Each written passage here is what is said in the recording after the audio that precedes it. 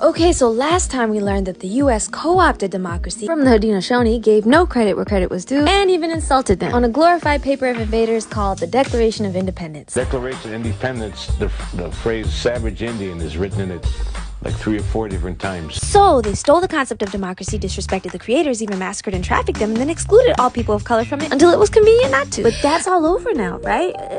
Not quite. You ever heard of American territories or districts that don't have statehood, i.e. Washington, D.C., American Samoa, U.S. Virgin Islands, Puerto Rico? Coincidentally, all also historically majority people of color. What a coinky dink. And we get zero representation in national politics, which means people can decide our lives for us from a national level, and we don't get a peep in the matter. It's sort of exactly what most of U.S. history did to people of color. And that's because, drumroll please, the United States of America was founded on white supremacy. No, for real. That's actually what Manifest Destiny meant. They show us talking about people of color when they say stuff like this, remember? Am I right?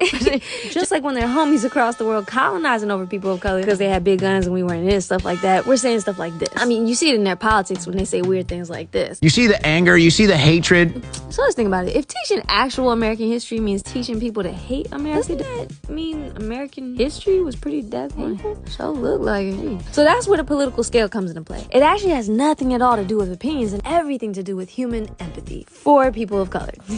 So the right side, or conservative, whichever party occupies it, historically has meant zero empathy for the people they violated, which tracks. The left side has all the empathy with the people they violated, and the middle really is more like right, but likes to use some left talking points and sometimes even partly maybe delivers on some. But then the right started playing those games too, and now many people of color think they're right, as in conservative, when we're really getting played by white nationalists and white neoliberals that really ultimately don't give a fuck about your human rights, really, but may throw a bone every now and then. People say, well, black folks are conservative. No, African people have deep cultural values. The Republican Party right now is the home of the white nationalist party. It used to be the Democratic Party was the home of the white nationalist party back before the Civil Rights Movement. So understand the game you're in so you stop getting played by it. Play it for your life, however you can, because at the end of the day, policy does matter. If you live somewhere, and we all live somewhere, we're going to be impacted by policy that governs our lives in those places. The question is, how are we going to participate?